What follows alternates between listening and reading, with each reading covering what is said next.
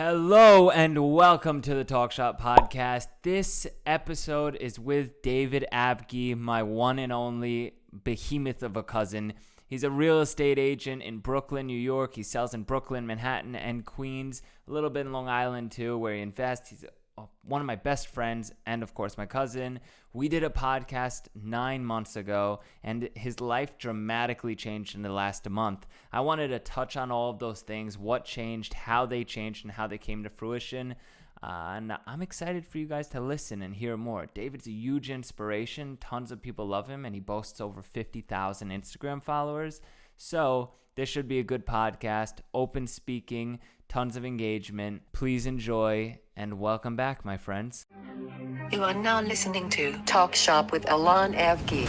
David, welcome back to the Talk Shop Podcast. It's a pleasure to have you as usual. Thank you, man. We just got tons out of the way already with the live streams and all the cameras and everything. I think we have like 2, 4, 5, 6 cameras running right now. It's heavy. If you guys would have seen like us just getting prepped for this right now, it would have been hilarious. Yep, and we have our guest Chris Rayback over here. Just right back there. Chilling behind the scenes. Behind the scenes access. Yep. So I wanted you to be the first one back on the podcast because you were already a guest. People love you. You're my cousin, so we're the most comfortable talking together. 100%. And everything's just open all the time.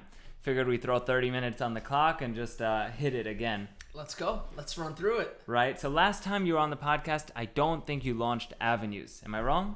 No, you're 100% right. I haven't launched the brokerage yet. It was still in the pipeline, still being worked on. Tell everybody about Avenues, please. All right, guys. So we have a brand new brokerage that we launched. It's Avenues New York, Avenues Real Estate. And pretty much in the past couple of months, we launched brokerages in Williamsburg, East Village, Chelsea, Murray Hill, Upper East Side, and now we're working on the 6th location in Boerum Hill, right next to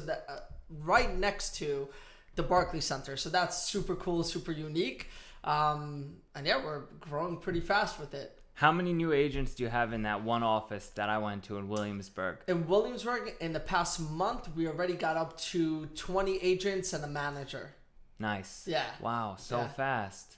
Pretty fast. Yeah, we need a lot more. We need like 45 more for that place. Your primary focus over there is what? Primary focus over there, in the past couple of months, we brought on a lot of rental exclusives, which means I spoke to a lot of big management companies, and I was seeing that they were having a tough time renting out their buildings. There was a lot of craziness in the market. When the market went down, there was a lot of people that weren't renting apartments. There was a lot of things being stagnant. So I reached out to a lot of management companies, talked with them, and ended up getting a lot of rental exclusives, close to 400 units just in Brooklyn. Wow. Brought that into the company, and then we have a lot of sales as well and a lot of exclusive listings. So we have close to like 50 exclusive listings that I brought in as well for sales. Mid to high end market? Mid to high end market in Brooklyn, yeah. So anywhere from 500,000 all the way up to, I would say, actually pretty high end market. We're launching soon $4 million condos. Nice. Yeah.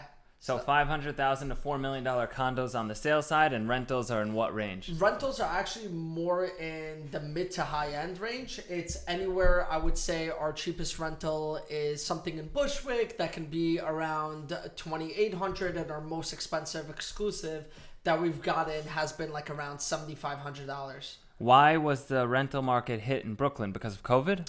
So because of COVID, the rental market was hit a little bit everywhere. But then in the past 4 months, we've seen this crazy growth of like rents almost like doubling up what they were before. Wow. So we went from giving, I remember the first rentals that we brought in were like, for example, like a $3,500 2-bedroom, and we're giving away 3 months free, and the owner was paying the OP, which is the broker's commission. And we got to a place where that same unit 4 months later is renting for like $4,800, 1 month free instead of the 4 months free. So just like that. Just like that in 4 months. Damn. Just crazy increases everywhere. The market's moving fast in Brooklyn. In Long Island, it's not like that, but I've heard this from a few brokers in Brooklyn and Manhattan already. They're like, the rentals have doubled since COVID started. It's insane. It's crazy, right? Just us, Avenues, we hit so far this year, we're on track. I think we crossed the border last month of 1,000 rentals. Wow. Yeah. Wow. Yeah. I want a rental in Brooklyn. I got you. No. Say less. I'm a Long Island guy. Long Island's amazing. So how's it been recruiting? Because everybody's talking about the difficult job market, right? So give me the Toughest pluses and minuses. Recruiting has been the toughest. I feel like at this moment it's been the toughest thing to do. Back in the day, I feel like you would just say you're hiring someone to put up a post on Indeed or whatever it is, you'll get 100 applicants. Everyone wants to work. I feel like today it's been the hardest market to actually get workers. A lot of people that I've been hiring these days, it's been through unique methods. It's not just Indeed and ZipRecruiter and putting out ads out there. It's been through social media. Just like we're big fans of social media. Everyone that's coming to work and is dedicated to work right now is a lot of people that are also invested in the brand, where it's the firm, but also me as a person, just like you would see with your people, right? Yeah. A lot of people are invested in you, and that's why they want to work for you. Yeah. Where back in the day it would be easier to bring people on just by throwing a job out there, and people want to work and want to grow and want to create a career. Today we're seeing a lot more people that, like, you can, for example, I remember 1 week, canceled all my appointments, focused on recruiting, scheduled over 20 interviews. Wow. Out of those, I called the people, sat down with them, sent them a calendar invite, texted them the day before, and out of 20 interviews, 3 show up, and out of the 3 that show up, 2 of them are unlicensed, and the last one was not willing to work full-time. They wanted a part-time job. So none of them came on board. None of them came on board. I remember when you went through that. You called me and you're like, this is crazy. Never in my life. Crazy. But most of the people, are they coming from social media? Most of the people right now, social media. Social media is such a powerful tool, man. I tell this to my agents, and you know this as well. Like, you probably get thousands of DMs a month blown up from your posts, and it's such a powerful thing. So many people are reaching out, wanting to learn about real estate. Also, the cool thing that I feel like you implement in social media as well, you actually teach people and talk to them, which I do as well. It's like I'm surprised a lot of like influencers are not really responding to their people, are not really giving advice, are always trying to charge them for something, where it's like, yo, if someone's reaching out, it's like, hey, come in, let's speak, or come shadow, or let's hop on a call, or let me answer your DM real quick, and you're giving back. And then a lot of people are like, man, I want to, like, Yeah. yeah. Look at Chris right here. I was in between podcasts and meetings. I'm like, come to my house. We'll sit down before and we'll figure something out. He shot over here because he's serious, And I love that. And now he's behind the scenes. Behind the scenes. I love it. It's just like pretty much with on the last podcast, remember I would have so much DMs that they were reaching out to you. Yes. And actually, I got you Jonah, your best agent. One of my best agents. Jonah right now has $7 million in real estate listings. Wow. Probably close to 30 rentals in the past 3-4 months. Is managing so much, is like reaching out to so many buyers and taking on so much new listings. Has another, like, I would say $11 million in the pipeline in the next 6 months coming to market. We've got to give credit to Jonah because that kid is damn persistent, right? Hustler. He reached out to you. You're not responding because you get too many DMs and he was hidden in that request section, right? Yes. And then he reaches out to me, goes, listen, you're awesome, but I want to work with your cousin. Can you please connect me with your cousin? Let's figure something out. I need to meet with him already. I sent you a screenshot. You're like, all right, I'll get back to him. Seems like a nice kid. Next thing you know, he's the lead agent in your Williamsburg office. Insane. And he started off being, I would say 19 years old, wanted to intern, lived 2.5 hours away, would drive up and down 2.5 hours 3 times a week to come intern. At a certain point, I'm like, I didn't even let him intern in a way. He was just shadowing and enjoying. And I'm like, go get your license. And I got him his license, helped him get him his license, threw him in the field, started producing right away. That's awesome. To the point where he moved to New York City. And now he lives in New York City and he's killing it. That's awesome. He deserves it. I like that kid. Yeah, hustler. And that just shows you guys, right? If you guys are ever interested in working with people or connecting with individuals, offer yourself up. Literally reach out, go intern, offer even some free help. You never know. Like, Allon, how many people have you brought on just from like, hey, 10 I want to guys. meet you? Yeah, 10 people. Actually, I just hired this kid, Shimon. Awesome guy. I don't know if you've met him yet, But have you met him? No, I haven't. New guy. He drives 2 hours each way. I think he lives in Muncie or something. Wow. I've never been there, but he drives like an hour and a half to 2 hours every day to get here to Melville. Then he drives an hour and a half, 2 hours back because I told him I want him in the office. I hired 6 potential interns over the past year. I told all of them the same thing. 2 weeks you're working for free. You want to work alongside me and tag along with me every single day? That's fine, but my time costs money too. So if I'm taking the time out to teach you and have you tag along with me, if you're not the right person for me, you gain tons of knowledge and get out. You know, but if you are the right person, you've got yourself a full-time job here and you learn plenty, plus you have opportunity to roll your money into deals. Which is amazing. And a lot of these people are also people that don't have the job title. They don't have the actual experience behind the books. They're young. They don't know any. Some of the agents that I hired on didn't know a thing about real estate. But they're like, hey, I want to learn. And I'm like, great. If you're coming and investing your time with me, you will learn. Yeah. And if you're willing to stay dedicated, you will learn. And out of nowhere, they start transitioning and closing deals. And you're like, all right, that's awesome. Like, they're killing it now. And it's like, it's a beauty to see them grow. Shimon was number 6, and he's the one that's staying on board because I really like him. And he's sharp, and he works. He puts effort forward, and he's good. He's the right person for the team. But I wanted a girl. You know, I was trying to hire more women, and 4 of them had the same issue. They said, for all the work you're putting me through, I want to get paid. I'm like, it's been 4 days.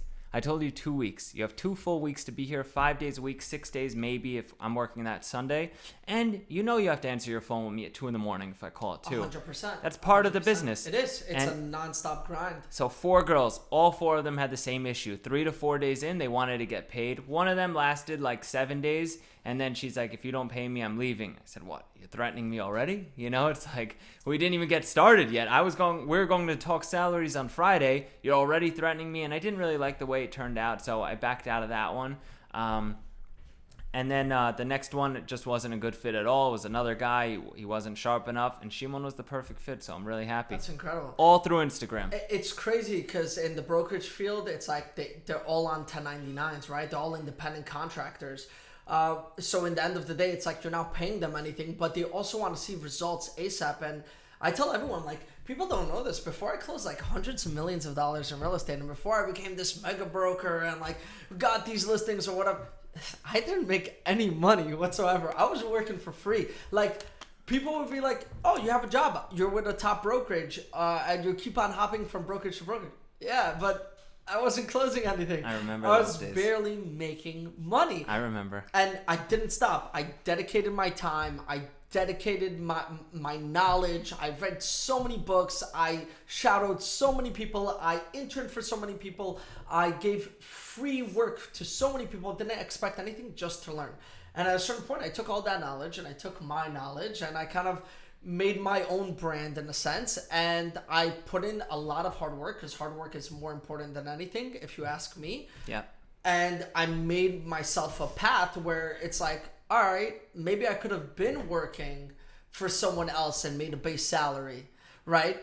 But in 1 year, I made more than some people make in 20, 30 years. Yeah. And that's the thing. If you dedicate yourself and you're putting in the hard work, the opportunity can come where it's like, whoa, it's like, how did I get here? And it's like, I feel like we just had that moment where we kind of reflected back, like over the holidays. Yeah. And like, where were we before this? Like 5 years ago, 10 years ago, like we were looking back and we started laughing at ourselves. Like, who would have thought? Because we came literally from nothing. Yeah, and now our younger cousins are trying to figure it out, and we're like, you'll find that path. It takes time. Of course. It takes time, and But we still have it. so much time. Yeah. You know, we're just getting started now. We're Oh, just scratching the surface, and We're still in our 20s, man. I know. Still in the and 20s. we put in that work when we were in our teens. 100%. You know, but not to go off topic like crazy. I wanted you to actually touch on the story, like what happened with Bold. You switched over to that new firm, and then you opened Avenues. Tell everybody the story briefly on how that broke down. Awesome. Don't be Okay. shy about it, because I All know you're like already cringing. Just say the story straight up, and that's what led you to open Avenues. Okay, so this is pretty interesting. Before I even entered Bold, back in the day, when my career really started launching off, I started working for a developer. And with this developer, he just hired me on as a worker. And within the past couple months, after working for him and really dedicating, I found so many ways and streams to create him income that he made me the manager of the brokerage. the manager of the firm. But at the same time, he's like, all the buildings that I have, why don't you sell them? So out of nowhere, at an age of 20, I brought on close to $500 million in real estate. And that was like, whoa. And I was hanging on my license in a friend's brokerage for then. But at a certain point, I wanted to kind of expand and get into a nice brokerage. And I was interviewing with many firms, which was, I was with all the firms before then. And then I was scouted by Compass, Douglas Elliman, and Corcoran. And they were all bidding to give me this crazy structure in order for me to join onto their firm. Compass was offering me a lot of money. Douglas Elliman was offering me a crazy commission split. And same thing with Corcoran. And honestly, I was going through the motions. And at that point, I needed a lot of help on these listings because I had way too many listings to do all the showings for myself. So key lesson in life, guys, don't be greedy about the money. Like, number one thing, I hired on all the biggest names. I hired on Ryan Serhant, Alex Maroney, Frederick, anyone that you can think of. I was reaching out to those brokers and giving them free listings to co-list it with me. So they can take over the open houses and I can manage the portfolio better and bring on more listings and still make money. Yeah. Yes, I was making half the money, but it was fun.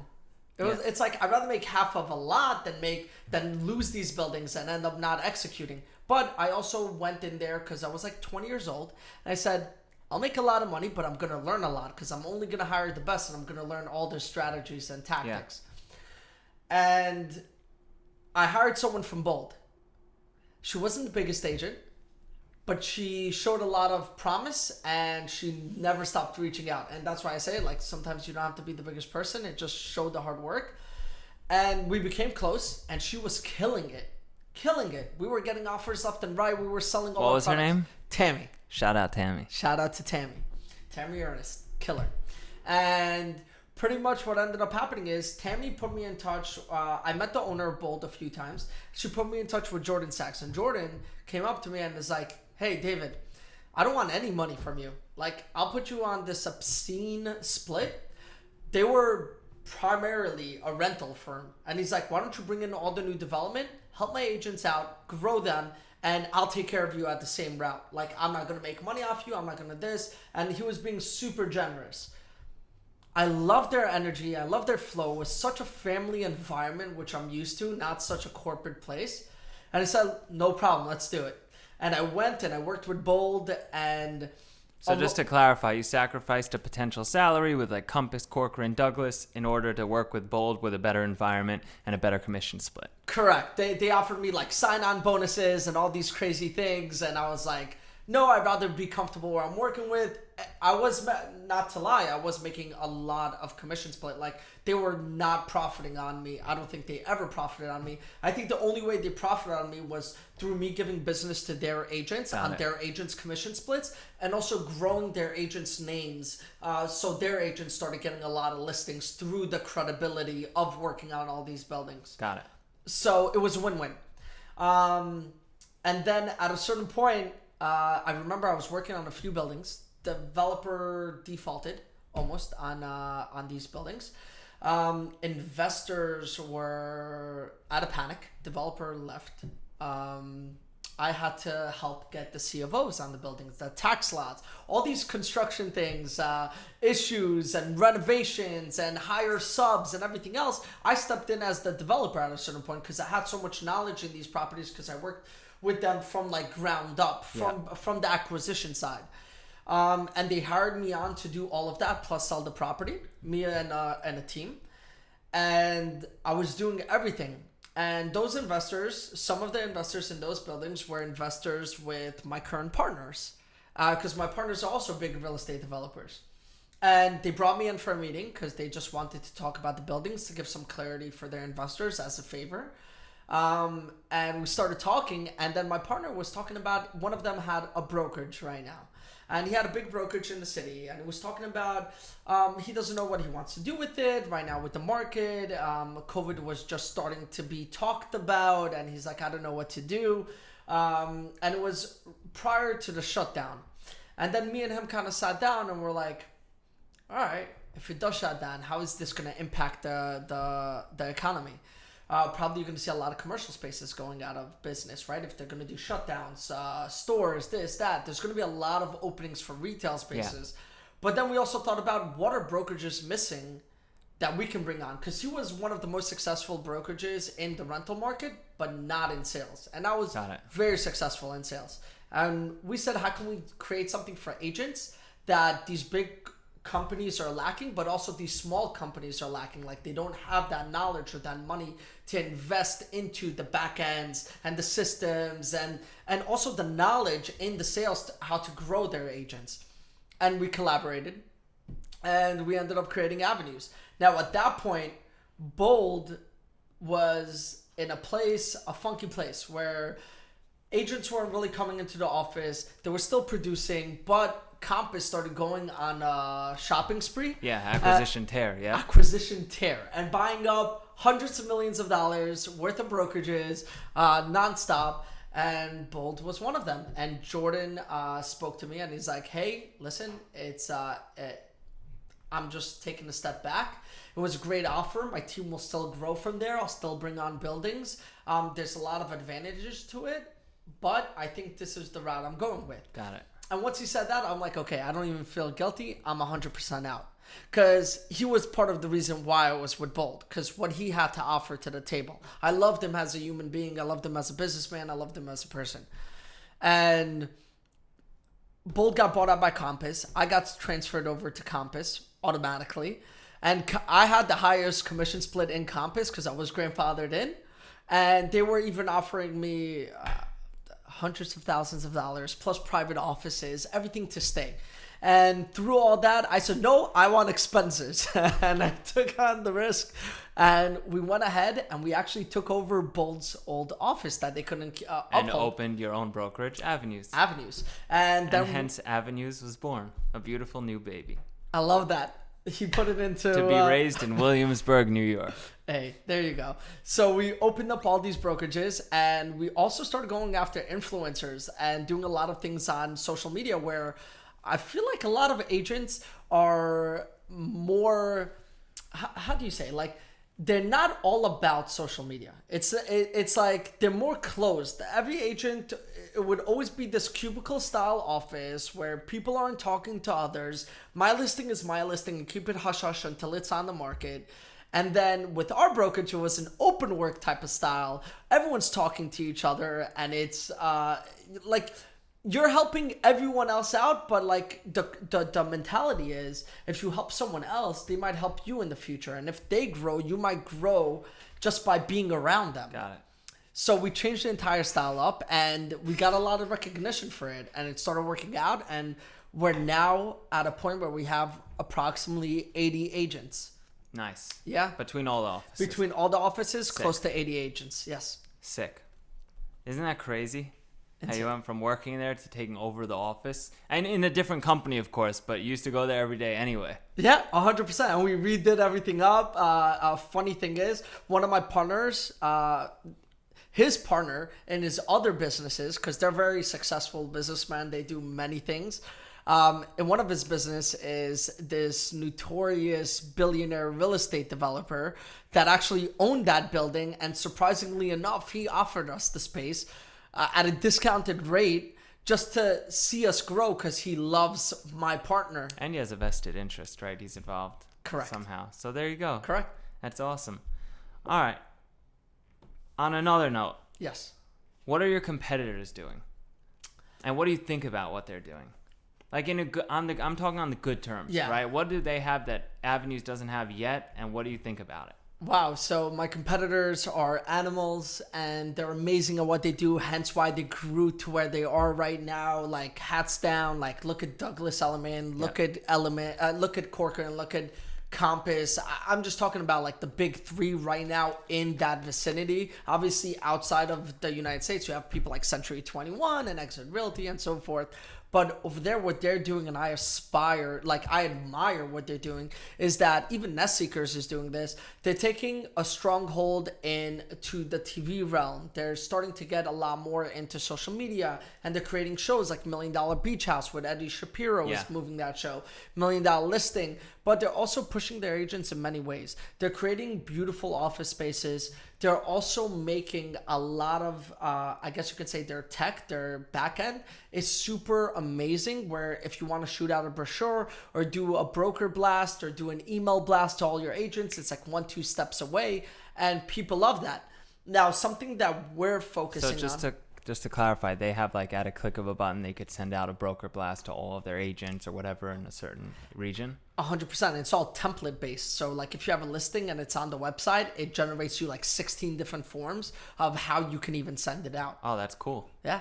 It's insane. That's cool. And it's a lot of money, and they invest a lot of money, so kudos to them. One thing that I think Avenues does have a competitive advantage at is we're on site with agents and we give one-on-one training compared to, I hire, like even in the Williamsburg office, I hired a manager just to be in the office 24/7 to give each agent time whenever they need time. Cool. What I'm not seeing in my competitors is that in Douglas Elliman, you want to go talk to your manager. When I was in Douglas Elliman for 2 years, I saw the manager twice in my life. It's intimidating as fuck, and if you're not producing, they don't give a fuck about you.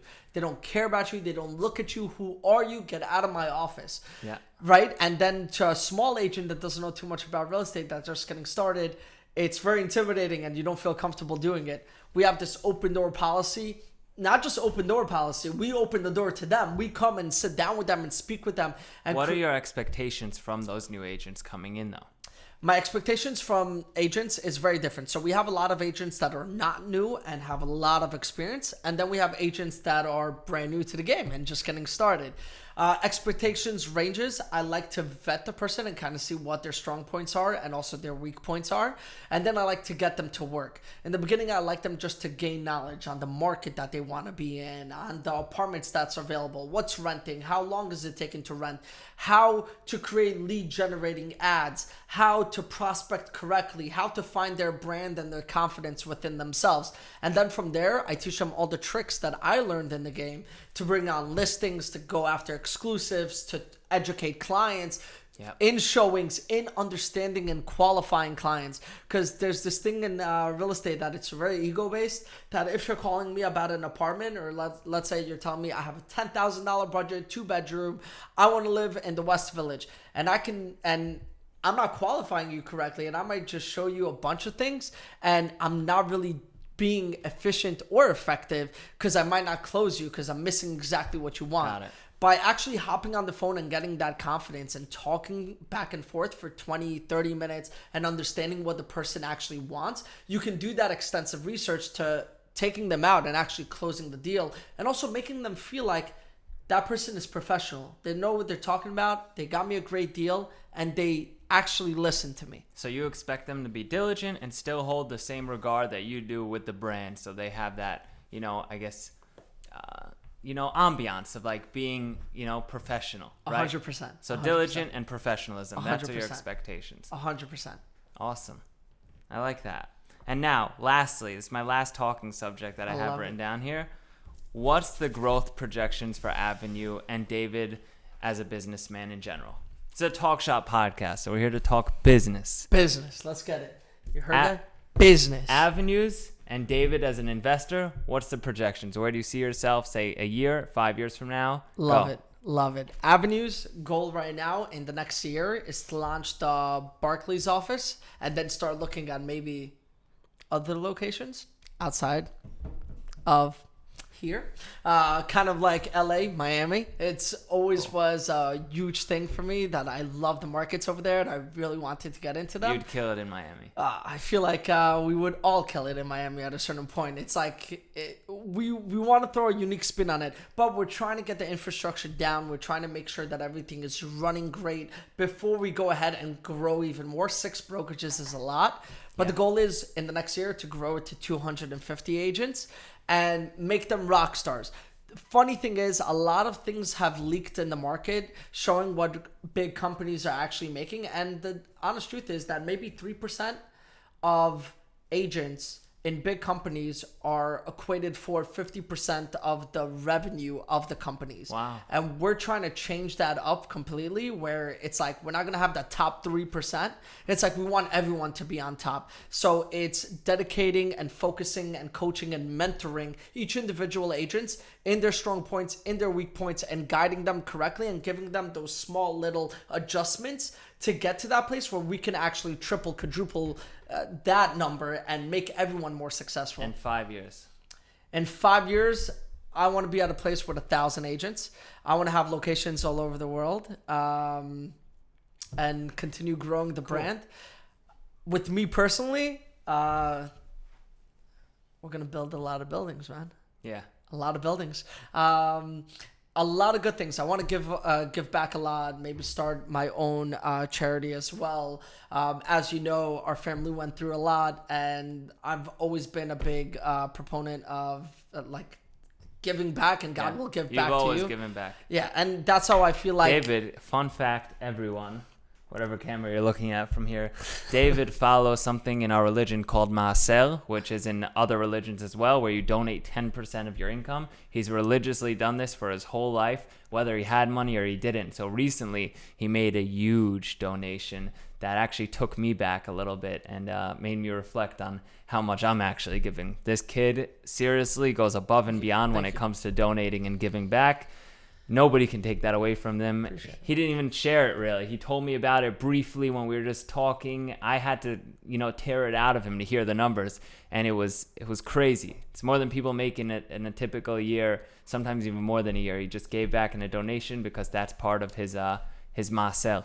Yeah, it's a mantra. It's a lifestyle. I feel like in life that we know this for a fact. We grew up with nothing, right? So it's like we went through the struggles. We worked hard. We know what it's like not to have it. And I feel like in life, when God gives you, he's giving you and testing you to see if you're willing to give it back and what you're going to do with your money. And money is great and all, but, it's more about that rush of success and being financially free that makes you really happy as a human being. But the thing that makes me the happiest is giving back and like helping others out and seeing other people grow and putting a smile on someone's face. It's something that is priceless. Yep. At the end of the day. And it's like my goal is to always give back, to also make it a trend to give back, to make it something that people understand that, it could always be worse. And understand that when you give, you're bringing good energy around you and you will receive 10 times over. And that's really what I believe in. The goal is to continuously grow and develop a lot more buildings, grow avenues very, very big. And then we have a few things in the pipeline in store that I'm thinking about doing. And give back. And then give back. Yeah. I love you. I love you, man. Thank you so much, man. Thanks for coming on. You're course. the man. Thank you for tuning in, everyone. I hope you enjoyed this podcast with David. He is obviously an animal and destined for great things. Avgi News is growing fast, and I would love to do a revisit on this podcast in 3 years from now and see where David stands. The Brooklyn market is on fire, obviously, and I'm going to get on more Brooklyn developers to hear their stance on what's going on in the market. I'm glad you guys tuned in. Please subscribe to the channel. Share this with a friend. Any real estate agents that you could refer over as well that are doing fantastic, please do. Don't forget to follow me on social media at allonavgi across the board, almost everywhere. And you'll see more segments posted very soon. Thank you guys. See you soon. You are now listening to Talk Shop with Allon Avgi.